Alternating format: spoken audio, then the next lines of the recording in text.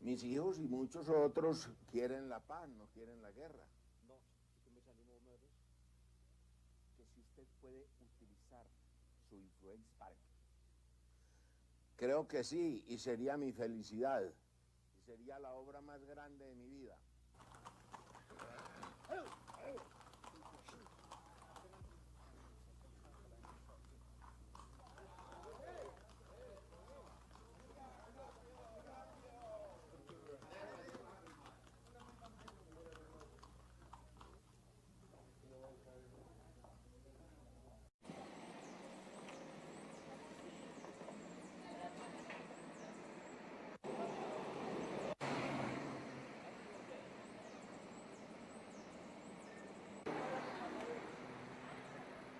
¿A nombre de quién es? ¿A nombre de quién?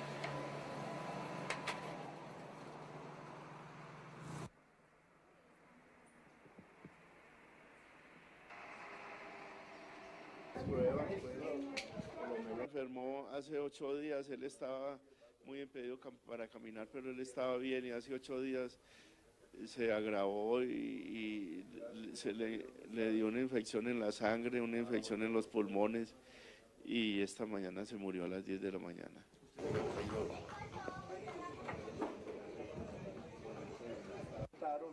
Y un juzgado de Bogotá pues, en que la tutela pedían y que tuviera derecho a un debido proceso. Entonces el juez que le tocó así.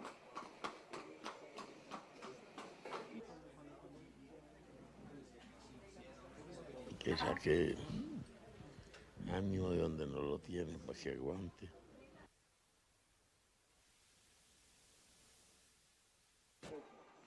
Entonces el juez que le tocó así.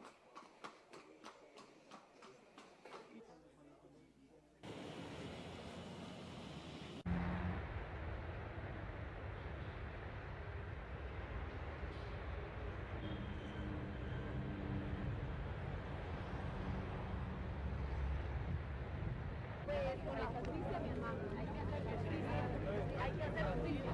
Los verdaderos tapos no los tapos. Es inocente y sí que si es de juzgarlo, que lo juzguen en Colombia.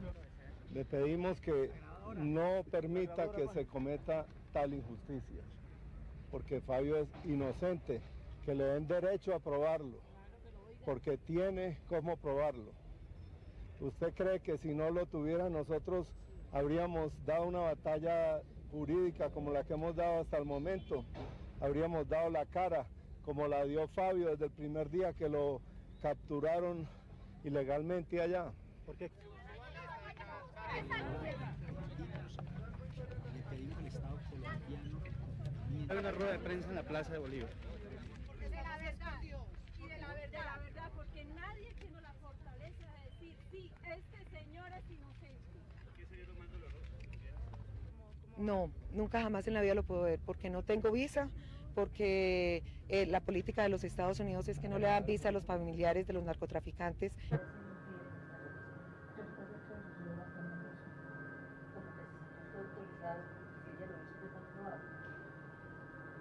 Eso es algo que el gobierno nacional consideró que debía realizar de acuerdo con los convenios internacionales que hay y también con los conceptos que emitió la Corte Suprema de Justicia. Esta es una decisión que toman el señor Presidente de la República y el señor Ministro de Justicia, que para ese efecto conforman el gobierno nacional.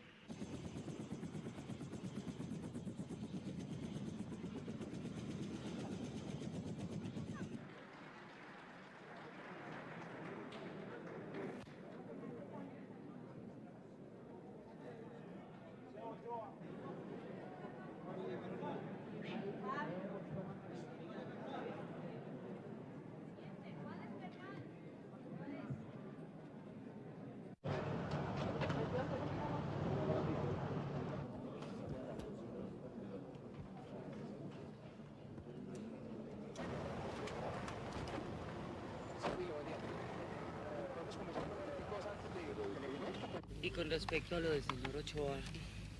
Pues ahí está avanzando un proceso de extradición, ya hay una actuación de parte de la Corte Suprema, debe haber una de parte del gobierno y finalmente le corresponde actuar a quien tiene en disposición a esas personas, que es la Fiscalía. ¿Por qué razón el presidente es el que tiene ahora el poder de decidir si se va o no? Siempre ha sido una decisión política que está a cargo del presidente y tiene una revisión de carácter jurídico-administrativo a cargo de la Corte Suprema.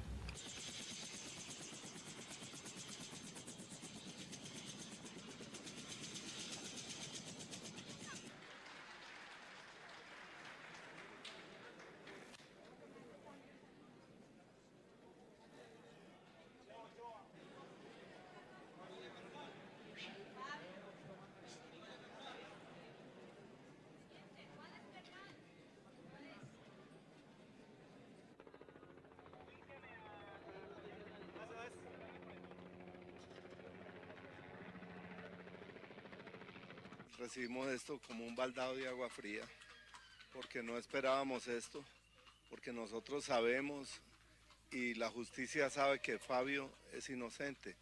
Además, nosotros cuando nos presentamos a la justicia, el Estado se comprometió en que no seríamos extraditados, siempre y cuando no volviéramos a meternos a delinquir. Fabio en ningún momento volvió a delinquir.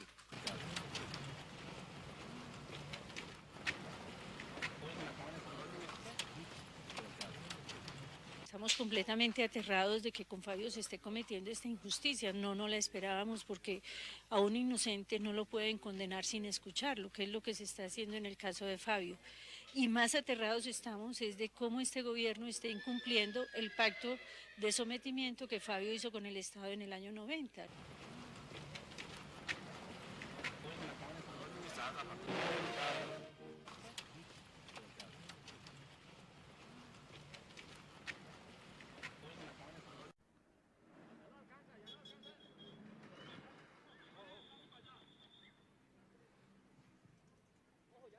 Listo, ahí va. Va a tapar.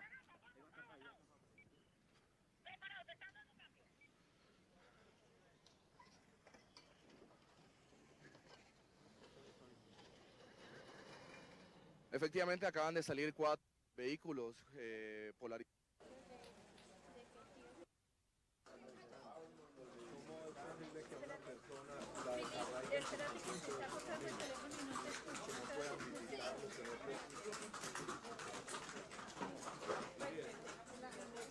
Es que con lo sucedido hoy en el caso de Fabio, nuestro hermano, ganó el gobierno, no triunfó la justicia y perdimos todos los colombianos, porque esta era la gran oportunidad que teníamos todos los colombianos para creer en nuestro país, para creer en la soberanía que tiene el Estado colombiano y para ver que el gobierno iba a respetar un pacto de sometimiento que se instauró durante el gobierno del presidente Gaviria.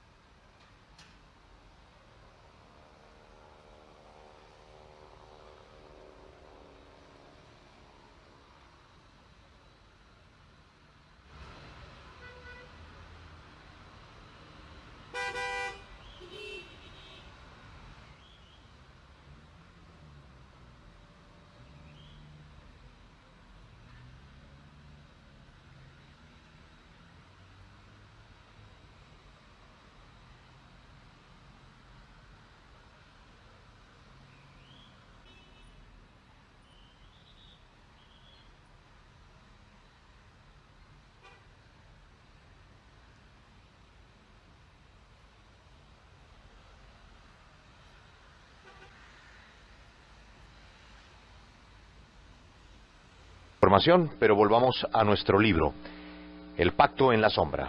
Edgar Telles y Jorge Lesmes han terminado un trabajo de 2 años de investigación en donde concluyen cómo se han intentado hacer negociaciones por parte de personas al margen de la ley en Colombia, con cuentas pendientes en los Estados Unidos con autoridades norteamericanas. Sobre este tema, el libro recorre la situación de muchos personajes. El siguiente testimonio tiene que ver con la familia Ochoa. Mucho se ha hablado de esto. El libro plantea cómo se insistió mucho en que la familia Ochoa pudiera llegar a uno de sus acuerdos. La familia Ochoa insistió también de su parte en que ellos, una vez pagaron en Colombia sus delitos, no volvieron a delinquir, no volvieron a participar del negocio. En una operación muy grande, el famoso caso de alias Juvenal, se vio involucrado Fabio Ochoa, quien fue extraditado y hoy está en una cárcel de los Estados Unidos. El libro plantea que por varios mecanismos, inclusive teniendo en cuenta a la Embajada de los Estados Unidos en Colombia, se invitó a los señores Ochoa para que aceptaran esa posibilidad de negociación. Jorge, Edgar, ¿por qué esa negociación siempre se frustró con la familia Ochoa? Julio, porque Fabio Ochoa siempre le dijo a la familia y juró varias veces que él no había traficado desde el momento en que salió de la cárcel en 1997. Las evidencias muestran que en efecto Juvenal y Fabio Ochoa tuvieron una relación muy cercana y que fueron objeto de una persecución sistemática por parte de la DEA y la policía colombiana, que grabaron decenas de conversaciones que sostuvieron en su oficina y con base en ellas armaron el expediente con el cual finalmente Fabio Ochoa fue extraditado. Las pruebas obtenidas por la Fiscalía estadounidense de todas maneras concluyeron que Fabio Ochoa sí había pertenecido de alguna manera a la red montada por Juvenal y con base en ello lo condenaron a 30 años de cárcel. A lo largo de eso, del proceso, la familia Ochoa montó toda una estrategia para demostrar que el hermano menor de la familia no había incurrido en delito alguno y finalmente Juvenal lo traicionó y declaró contra él en la Corte de la Florida para salvarse. Yo quería agregarle que de la Operación Milenio, que fueron capturadas 31 personas, todas hoy están libres menos Fabio Ochoa. Fue la única persona que no negoció en las Cortes de los Estados Unidos. Hay que advertir que muchas de esas personas aceptaron continuar colaborando con las autoridades norteamericanas, Jorge, y hoy gozan de no solamente visa en los Estados Unidos, sino que están con sus familias en los Estados Unidos. Los que regresaron a Colombia, por ejemplo, varios de ellos fueron asesinados en Medellín. Los que están en Estados Unidos no están obligados a continuar vinculados con el programa, Jorge, pero en el caso de muchos de ellos y los grandes de ellos continúan en el programa, yo no sé si con otra identidad, Jorge. No, aquí en este proceso no hay cambio de identidad, sino tienen que trabajar en lo que ellos llaman positivos dirigidos. En el momento en que lo requieren las autoridades, van colaborando y van haciendo una serie de puntos que hacen parte del proceso de la negociación. Bueno, ¿qué vamos a escuchar? Vamos a escuchar, como lo decía Edgar, desde el momento en que los Ochoa es capturado Fabio, inmediatamente la familia comienza a reconstruir y a mirar por qué los han venido buscando desde 1996, cuando aparece Baruch Vega en Medellín. ¿Por qué comienzan a buscar a Fabio y por qué comienzan a buscarlos a ellos diciendo que tienen que solucionar sus problemas en Estados Unidos, que todavía sus cuentas están abiertas y mientras tanto no lo hagan, las cosas van a seguir igual para ellos? Entonces, cuando Fabio es capturado, para Jorge Luis Ochoa y la familia comienza a abrirse una cantidad de interrogantes y a mirar exactamente por qué las propuestas anteriores a la captura de Fabio. Y viene lo que vamos a ver es una grabación con uno de los abogados. Hubo un pool de abogados muy importantes en estas negociaciones en Estados Unidos que fueron como los asesores en todo el proceso que se hacían en las cortes. Uno de ellos, muy conocido en Colombia, Joaquín Pérez, que manejó el proceso de Carlos Castaño, fue una de las personas con las que la familia Ochoa comenzó a trabajar, y esa es una de las conversaciones que tenemos. Escuchar al abogado Joaquín Pérez y a Jorge Luis Ochoa. Jorge Luis y a María Lía, la esposa de Jorge Luis Ochoa. y la esposa de Jorge Luis Ochoa. Aquí está el testimonio. La fiscal que tiene el caso se llama Teresa Van Fleet. Ella trabajó en Miami en los años 88, 89. Ella tuvo un caso precisamente que yo tuve contra ella que duró casi un año.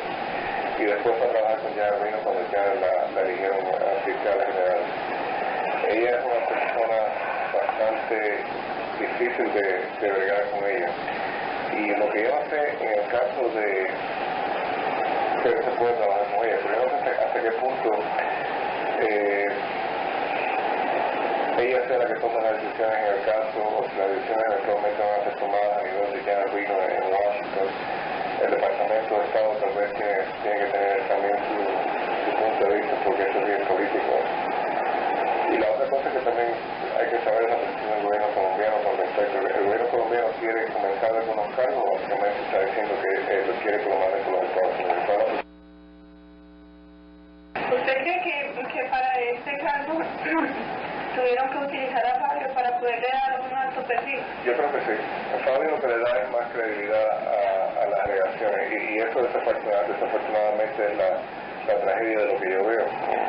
Porque lo que le da inclusive popularidad al caso. Señor Jorge Luis Ochoa, gracias por atendernos. Buenos días. Buenos días. Señor Ochoa, a la luz de los hechos y lo que demuestra este libro es que muchísimas personas que aceptaron una negociación con esa juez y con las autoridades norteamericanas llegaron a un final feliz en los Estados Unidos, pagaron penas pero muy bajas, mucho menores a la que está pagando su hermano, y recibieron beneficios para sus familias.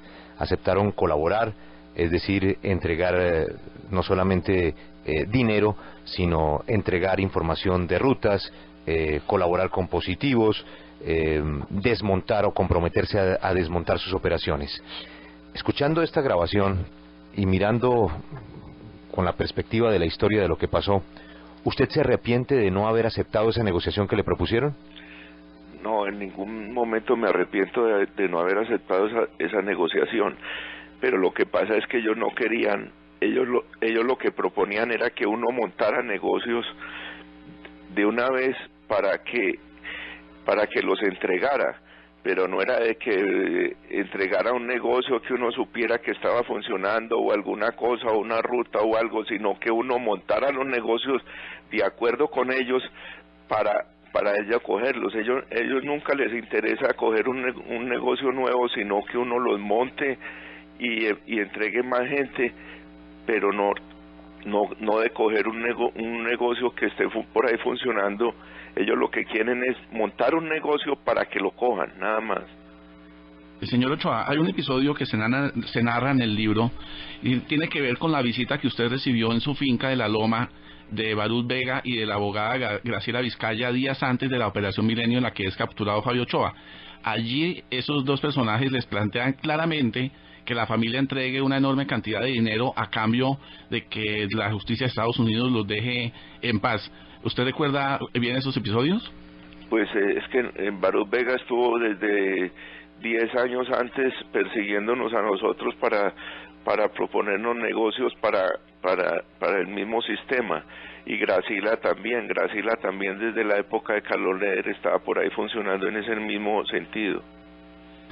En un momento cuando ustedes ven que están siendo acorralados por la situación de Fabio y que es muy posible que se vaya para los Estados Unidos, ¿no pensaron que por lo menos era la forma de salvarlo a él?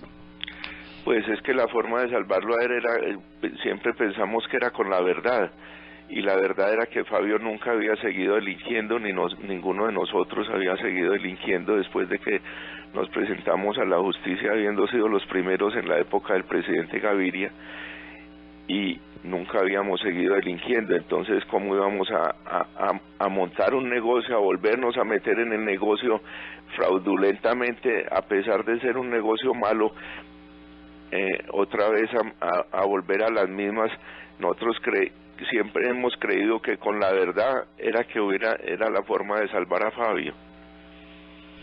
Señor Ochoa, pues lo cierto es que este libro es un reflejo de todo el problema de narcotráfico que ha enfrentado Colombia, pero también lo que refleja es que Estados Unidos tenía un afán, y lo sigue teniendo, por dar lo que se conoce como positivos. ¿Usted se siente víctima de eso? ¿Usted siente que usted era parte de eso, que querían Estados Unidos, que usted fuera uno más de esos positivos? Claro, porque ellos lo que quieren hacer es montajes. Ellos no quieren coger negocios, sino hacer montajes para cogerlos. Ellos, Fabio es víctima de eso. Fabio es víctima de eso, y el montaje fue contra Fabio, exactamente contra Fabio, porque había 30 y pico de personas todas delinquiendo, y el único que les interesaba era Fabio. Todos están libres, todos estaban delinquiendo, y todos están libres. El único que no estaba delinquiendo, que se probó durante el juicio que no estaba delinquiendo, era Fabio, y ahí está. Sí, señor Ochoa, este tipo de arreglos, este tipo de negociaciones, ¿cree usted que dan para condenar inocentes y para que culpables salgan libres muy pronto? ¿Le parece a usted que esa es una definición de lo que pasa con ese tipo de acuerdos? Claro, eso es lo que pasa con ese tipo de acuerdo, de que lo que les interesa, las personas que les interesan, y a los otros que sí están delinquiendo realmente, cuando los cogen, arreglan montando un negocio para coger otras personas. En el caso de Fabio nunca montaron un negocio, ni a Fabio lo condenaron por ningún negocio, ni porque a Fabio le hubieran invitado a un negocio, ni nada de eso. A Fabio lo condenaron por lo anterior que nosotros habíamos hecho, por lo que declaramos cuando nos presentamos a las autoridades de aquí de Colombia. Por eso lo condenaron a Fabio, por los casos nuevos que ellos trataron de montar. Nunca lo condenaron a Fabio, porque Fabio nunca participó ni en un caso nuevo ni nada. Este es otro de los capítulos del libro. Señor Ochoa, muchas gracias por atendernos. Muchas gracias. En uno de los apartes está la transcripción de esta grabación, que es la persona que ustedes acaban de escuchar con el abogado Joaquín Pérez hablando de esa negociación. Y en segundos estaremos con el autor de Las Mentiras Universales. Ya volvemos. Después no sé por qué conducto Baruch buscó directamente a Fabio y habló con él allá donde usted dice, en una galería, no sé dónde, bueno. Entonces, francamente no le propuso nada, sino que le presentara a alguien, un abogado de los Herrera, de estos señores de Cali que mataron, de Pacho Herrera. Entonces Fabio le presentó el abogado, que entiendo que Baruch vino una o dos veces más y habló con Fabio, y entonces francamente no le propuso nada, porque no había nada que proponerle, ni nosotros teníamos nada que ofrecerle a los Estados Unidos. Entonces después viene la Operación Milenio, y pasa lo que pasó, y entonces ya Baruch empezó a mandar personas a hablar con nosotros, pues, o conmigo, y con Fabio allá en la picota, de que sí, que podría haber un arreglo, pero que se necesitaba dinero, y mucho dinero. Mandó decir que se necesitaban 30 millones de dólares para arreglar la situación de Fabio. Imagínese eso no lo dijo a usted. Bueno, él habló conmigo acerca déjeme decirte lo siguiente, porque yo hablé con él al respecto de eso. Yo le dije que eso con dinero y con esa cantidad no es fácil. ¿Dónde la vamos a sacar? Sí, una curiosidad, Jorge, ¿quién grababa? Julio, en la parte cuando comienzan los Ochoa como a armar el rompecabezas de lo que venía pasándose con los amigos o conocidos de ellos que comenzaron a oír que negociaron, que fueron a los Estados Unidos, Jorge Luis Ochoa decidió que a partir de ese momento, para tener unas evidencias, era bueno grabar todas las reuniones en las que se sentara con gente para que les contara cómo era la negociación, y parte de todas estas grabaciones que estamos oyendo hoy hacen parte de ese trabajo que ellos hicieron. En segundos escuchamos el testimonio de quien no aceptó negociar En segundos vamos a escuchar la grabación de quien sí negoció. Me refiero a Carlos Ramón Zapata, el médico. En segundos con él. Antes tenemos invitado a Santiago Tarín, el hombre que ha escrito este libro que ya está en el mercado esta semana. Se llama Viaje por las mentiras de la historia universal. El tsunami debe estar llegando y ya hay señales de la televisión pública NHK. No se trata de una zona despoblada. Primero que todo, hay una cantidad de barcos y hay una cantidad de gente, Enrique. Sí, efectivamente, lo que estamos viendo también aquí en Europa son las mismas imágenes que me imagino que está sirviendo la NHK a todas las televisiones del mundo, y son las imágenes de un puerto. Se pueden ver algunos barcos y hemos podido ver anteriormente cómo muchos de esos barcos parecían abandonar el abrigo del puerto, supongo para evitar incidentes. En todo caso, las informaciones que estamos viendo ahora, porque está todo en japonés, pero sí que podemos ver en números grecolatinos que pone que a las 9:10 habrá olas de 1 metro, y a partir de las 9:20, suponemos que hora local, olas de 2 metros. Pero ahora mismo está el mar en calma, en completa calma, en esa zona del noreste. Sí, ¿quién habla? Habla Juan David Ochoa, ¿cómo estás? Don Juan David. Sí. No ha salido el libro, ya vamos para la tercera llamada de hoy. Ajá, bueno. Sí. Sí, señor, usted nos está llamando. Sí, yo lo llamé, no, es que como vi lo que pasaron ahí, esa grabación de la voz mía y eso, entonces yo quería poner en claro de qué se trata.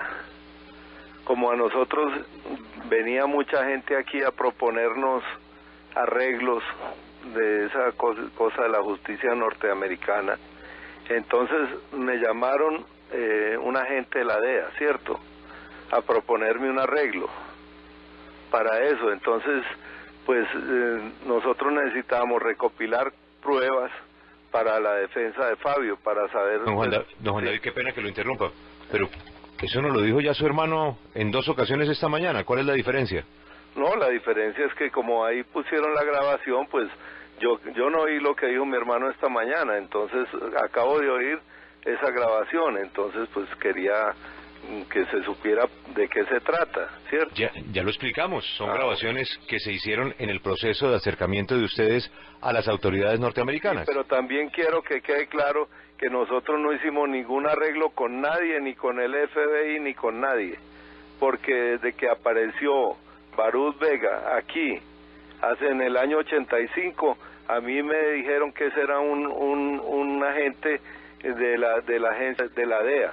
Entonces yo nunca confié en él ni nada, inclusive le salvé la vida, porque él vino a hacerme una propuesta de que le ayudara a arreglar un problema que tuvo con Gonzalo Rodríguez Gacha, y yo más bien le dije que se perdiera, que Gonzalo no quería sino matarlo. Pero no entiendo, si eso pasa en el 85, sí. ¿Por qué volvieron a hablar con él todos los años? Él volvió aquí y yo le dije que yo no quería hablar con él. Por otro lado, buscó a Fabio, mi hermano. Acabamos de escuchar una grabación donde prácticamente están haciendo una cita con la embajada. Sí, eso es así. Eso es así, sí, para si para ustedes era una persona no confiable, ¿por qué volvieron a hablar con él? Usted nos dice, nunca más volvimos a hablar con él. Pruebas de que nos estaban proponiendo unos arreglos. Señor Ochoa, pero entonces, ¿sí siguieron hablando con él? Pues, es decir, hablamos para eso que le estoy diciendo. Para lo que sea, pero es que nosotros no estamos diciendo lo contrario, estamos escuchando una conversación. Yo no estoy diciendo que ustedes están diciendo lo contrario. Si usted está diciendo que quiere aclarar que desde el 85 no hablaba con él, lo que acabamos de escuchar, ¿de qué fecha es?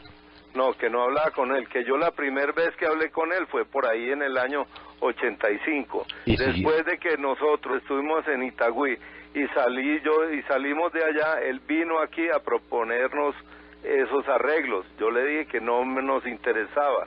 Jorge también le dijo. Pero ¿cómo nos va a decir eso si acabamos de escuchar a Jorge haciendo una cita en un hotel con los señores de la DEA? Pero no con Baruch Vega. No, por eso. Sí. Pero usted dice que no les interesaban los arreglos, no, si lo que escuchamos no son los arreglos. No nos interesaba nada que tuviera que ver con él. Y ya le estoy diciendo que eso lo hicimos para tener las pruebas. Si no les interesaba nada con él... defensa de Fabio. Bueno, señor Ochoa. ¿Sí me entiende? Pues no le entiendo, porque si no les interesaba nada con él, ¿para qué hablan con él y le piden a él que les haga la cita? No, a él no, señor. ¿Quiere escuchar la grabación? La gente de la DEA que me llamó a mí aquí. quiere le voy a pasar la grabación nuevamente de la conversación y usted me dice si ese es Baruch Vega y si ese es usted o es su hermano. La acabamos de escuchar. Vuelvan a escuchar. No hay necesidad que la vuelva a pasar. No, sí, porque usted está poniendo en duda lo que estamos transmitiendo. No, yo entonces, no estoy poniendo en duda nada. Sí, aquí está la grabación. No, es que no hay necesidad. Sí, escuchémosla. Yo le mandé no sé cuántas razones a Fabito, me cansé de mandarle razones. Yo hablé 10 días antes del problema con él. Sí. No. Bueno, entonces, pero sí dile a Mancera y a todos que nada, que ahí no hay nada para yo poder hacer algo, porque es que con todo el mundo encima, ¿me entiendes? Es muy difícil. No, y yo lo seguiría de esa forma, mira, es más, yo creo que yo voy a coordinarte una reunión para la semana entrante, pero tú tienes que ir a esa reunión. Y yo te voy a dar el momento, el día donde vas a tener esa reunión. Y ahí no voy a tener ningún problema. No, mijo, no. En eso ponemos la cabeza. Bueno. Tranquilo. Primero que todo, miren, ustedes no tienen orden de arresto en este momento en Colombia, no tienen ningún problema. Sí. Ustedes pueden ir a la embajada americana y la misma ley colombiana les da protección. Y tengo entendido que les dieron a ustedes una carta de amnistía para ir a la embajada americana.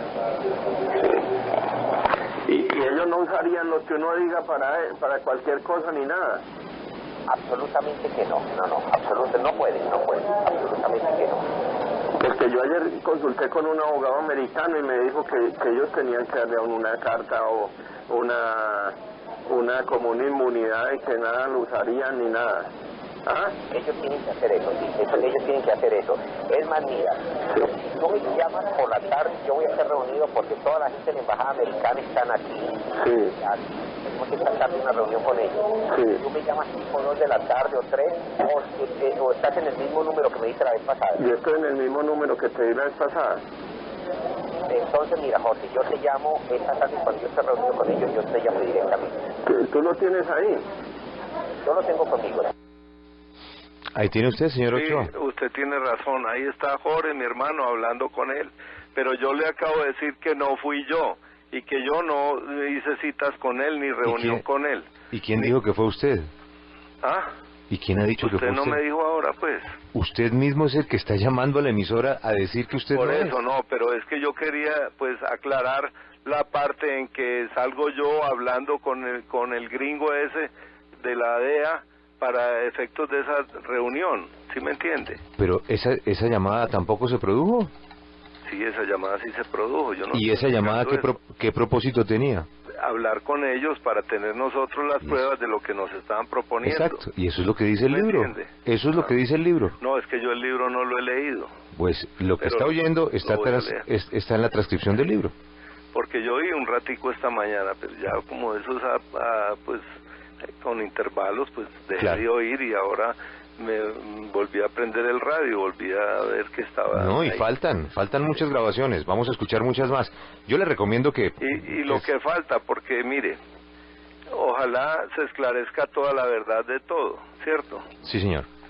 Que de eso se trata, ¿o no? Bueno, sí, pues estaremos atentos a los comentarios que tengan los protagonistas del libro. Sí, bueno. Entonces, cuando lo lea y quiera hacer algún comentario, este micrófono está a sus órdenes, señor Ochoa. Muchas gracias. Muy gentil. Bueno, pues que esté muy bien. Hace 2 años que te vengo manteniendo, que la ropa, que la alimentación, que los gusticos. ¿Sabes qué son 2 años? 2 años. Pero mamá, ¿eso qué tiene de malo? Toyota hace lo mismo con su Corolla. 2 años o 50.000 kilómetros de mantenimiento preventivo sin costo, sin cobrar nada. Las noticias se escuchan por la W. Vamos a un tema que podría comprometer, no sé hasta dónde, el futuro de Fabio Ochoa en los Estados Unidos. Ha trascendido unos documentos que ha enviado a la Corte Alejandro Bernal Madrigal, conocido como Juvenal, pieza clave en Operación Milenio. El testimonio del señor Bernal Madrigal ha sido clave para la condena contra Fabio Ochoa. Pues ahora han trascendido un documento que hemos conocido en la W desde el día lunes y que inclusive hoy lo publica Gerardo Reyes en el Nuevo Herald, que tiene que ver con un cambio de opinión de lo que dijo el testigo estrella en el caso de Fabio Ochoa. Tenemos comunicación con su hermana Marta Nieves Ochoa. Doña Marta Nieves, buenos días. Buenos días. Doña Marta Nieves, ¿usted ya está informada del cambio de opinión de Alejandro Bernal sobre su testimonio? Sí, por supuesto. Nosotros nos llegó esa misma carta desde principios de junio y bueno, estamos al tanto. Doña Marta Nieves, ¿de qué es lo que se arrepiente Alejandro Bernal? Es decir, ¿qué cambia con su versión original? Bueno, en la carta específicamente que Bernal le dirige a la Fiscalía, al fiscal Ricardo del Toro, es una queja muy sentida por parte de Bernal porque él le dice que a él le prometieron muchos beneficios a cambio de su testimonio y que no le han cumplido hasta el momento ninguno, entonces que él se ve en la obligación pues de hacerles el reclamo porque no le han cumplido, si él atestiguó en falso, si a él lo adiestraron para atestiguar de una forma que no era la debida y que hasta el momento no ha recibido ningún beneficio, entonces que esto lo tiene demasiado contrariado. Doña Marta Nieves, yo estuve averiguando y al señor Bernal sí le dieron beneficios, y muchos beneficios. De 30 años bajó su pena considerablemente a 18, luego tengo entendido que bajaría a 15, tengo entendido que luego por unas condiciones especiales prácticamente estaría fuera de la cárcel en menos de 2 años, pero el señor Bernal quería aún más, y sobre todo temas que tienen que ver con su familia. Que él escribe esta carta, pero que esta carta ya le fue respondida al señor Bernal, en donde le dicen que palabras más, palabras menos, la Corte no va a considerar ese tipo de presiones o de chantajes, y que por el contrario, si sigue insistiendo en cambiar su versión, lo que podría enfrentar es volver a arrancar el proceso, volver a arrancar todo el proceso, en donde ya sus 30 años no tendrían negociación, y que después de que le informan eso, el señor Bernal manda a decir con su abogado que estaba confundido y que no le entendieron muy bien lo que quiso decir, y mejor dicho, que se mantiene en lo que dijo. ¿Usted tiene la misma versión? Pues Julio, nosotros tenemos la versión de lo que escribió Bernal en la carta, el reclamo que él le hace a la Fiscalía, donde él les dice que a él le habían prometido visas para su señora y para él, lo cual no le han cumplido, que le habían prometido una condena muy mínima que todavía no se la han cumplido, que le habían prometido que todos sus bienes que le habían confiscado en Colombia se los devolverían y que ninguna de estas cosas le han cumplido, entonces sí, que él está reclamando pero lo doña Marta Nieves, eso es lo que hablamos y lo que dice la carta. Sí. ¿Usted tiene conocimiento de lo que ya le respondieron a él o no tiene conocimiento de eso? No, yo no tengo conocimiento de esa otra parte, pero sí la tiene la Fiscalía. ¿En qué va la posibilidad de que sus abogados en los Estados Unidos presenten el recurso? ¿Qué les ha dicho sobre ese punto? ¿Cómo es el procedimiento legal para presentar el recurso para tratar de que se revise el caso de su hermano? No, esa parte en cuanto a al lado de Bernal, pues yo no lo sé. En cuanto a la parte de mi hermano Fabio, él tiene derecho a presentar un recurso llamado el 2255, ya lo presentó, y en él incluye pues esta carta de Bernal donde él afirma que él juró en vano, donde él cuenta muchos hechos relacionados a todo el juicio, donde bajaban los fiscales a adiestrarlo cómo debía contestar. Bueno, cuenta muchos hechos donde compromete a toda la gente relacionada en el juicio, incluido el mismo juez. Pues vamos a tratar de hablar con los abogados y con la Fiscalía a ver hasta dónde cambia la situación de Fabio Ochoa, ya que, como lo hemos dicho, el sustento de todo su problema, de toda su condena, está en el testimonio de Fabio Ochoa, ya que las famosas conversaciones, inclusive mirando ya con detenimiento la carta, pues habla de la manera como se hicieron las grabaciones. El testimonio contra Fabio Ochoa sucede en la casa o en la oficina de Bernal, en conversaciones que son grabadas y que luego Alejandro Bernal le da una interpretación que terminan en la condena pues a la pena más alta que recibe Fabio Ochoa. Doña Marta Nieves, muchas gracias por atendernos y estaremos atentos a lo que digan las autoridades sobre el caso de su hermano, si se anula el juicio, si lo revisan o si por el contrario, como nos han contado a nosotros, ya nuevamente el señor Bernal cambió de opinión y las cosas quedan igual. Bueno, muchas gracias. Muy gentil. Hasta luego. Hasta luego. Las noticias se escuchan por la W. Vamos a un tema que podría comprometer, no sé hasta dónde, el futuro de Fabio Ochoa en los Estados Unidos. Ha trascendido unos documentos que ha enviado a la Corte Alejandro Bernal Madrigal, conocido como Juvenal, pieza clave en Operación Milenio. El testimonio del señor Bernal Madrigal ha sido clave para la condena contra Fabio Ochoa. Pues ahora han trascendido un documento que hemos conocido en la W desde el día lunes y que inclusive hoy lo publica Gerardo Reyes en el Nuevo Herald, que tiene que ver con un cambio de opinión de lo que dijo el testigo estrella en el caso de Fabio Ochoa. Tenemos comunicación con su hermana Marta Nieves Ochoa. Doña Marta Nieves, buenos días. Buenos días. Doña Marta Nieves, ¿usted ya está informada del cambio de opinión de Alejandro Bernal sobre su testimonio? Sí, por supuesto. Nosotros nos llegó esa misma carta desde principios de junio y bueno, estamos al tanto. Doña Marta Nieves, ¿de qué es lo que se arrepiente Alejandro Bernal? Es decir, ¿qué cambia con su versión original? Bueno, en la carta específicamente que Bernal le dirige a la Fiscalía, al fiscal Ricardo del Toro, es una queja muy sentida por parte de Bernal porque él le dice que a él le prometieron muchos beneficios a cambio de su testimonio y que no le han cumplido hasta el momento ninguno, entonces que él se ve en la obligación pues de hacerles el reclamo porque no le han cumplido, si él atestiguó en falso, si a él lo adiestraron para atestiguar de una forma que no era la debida y que hasta el momento no ha recibido ningún beneficio, entonces que esto lo tiene demasiado contrariado.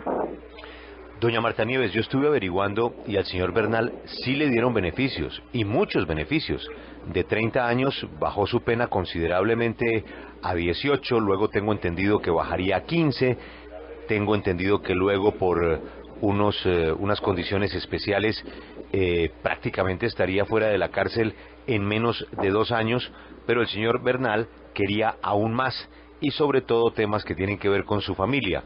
Que él escribe esta carta, pero que esta carta ya le fue respondida al señor Bernal, en donde le dicen que palabras más, palabras menos, la Corte no va a considerar ese tipo de presiones o de chantajes, y que por el contrario, si sigue insistiendo en cambiar su versión, lo que podría enfrentar es volver a arrancar el proceso, volver a arrancar todo el proceso, en donde ya sus 30 años no tendrían negociación, y que después de que le informan eso, el señor Bernal manda a decir con su abogado que era que estaba confundido y que no le entendieron muy bien lo que quiso decir, y mejor dicho, que se mantiene en lo que dijo. ¿Usted tiene la misma versión? Pues Julio, nosotros tenemos la versión de lo que escribió Bernal en la carta, el reclamo que él le hace a la Fiscalía, donde él les dice que a él le habían prometido visas para su señora y para él, lo cual no le han cumplido, que le habían prometido una condena muy mínima que todavía no se la han cumplido, que le habían prometido que todos sus bienes que le habían confiscado en Colombia se los devolverían y que ninguna de estas cosas le han cumplido, entonces sí, que él está reclamando pero lo doña Marta Nieves, eso es lo que hablamos y lo que dice la carta. Sí. ¿Usted tiene conocimiento de lo que ya le respondieron a él o no tiene conocimiento de eso? No, yo no tengo conocimiento de esa otra parte, pero sí la tiene la Fiscalía. ¿En qué va la posibilidad de que sus abogados en los Estados Unidos presenten el recurso? ¿Qué les ha dicho sobre ese punto? ¿Cómo es el procedimiento legal para presentar el recurso para tratar de que se revise el caso de su hermano? No, esa parte en cuanto a al lado de Bernal, pues yo no lo sé. En cuanto a la parte de mi hermano Fabio, él tiene derecho a presentar un recurso llamado el 2255, ya lo presentó, y en él incluye pues esta carta de Bernal, donde él afirma que él juró en vano, donde él cuenta muchos hechos relacionados a todo el juicio, donde bajaban los fiscales a adiestrarlo cómo debía contestar. Bueno, cuenta muchos hechos donde compromete a toda la gente relacionada en el juicio, incluido el mismo juez.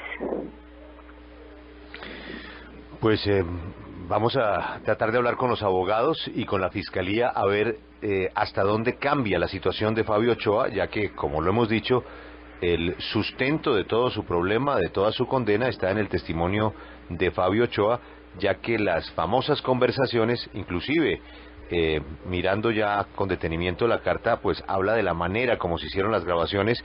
El testimonio contra Fabio Ochoa sucede en la casa o en la oficina de Bernal, en conversaciones que son grabadas y que luego Alejandro Bernal le da una interpretación que terminan en la condena pues a la pena más alta que recibe Fabio Ochoa.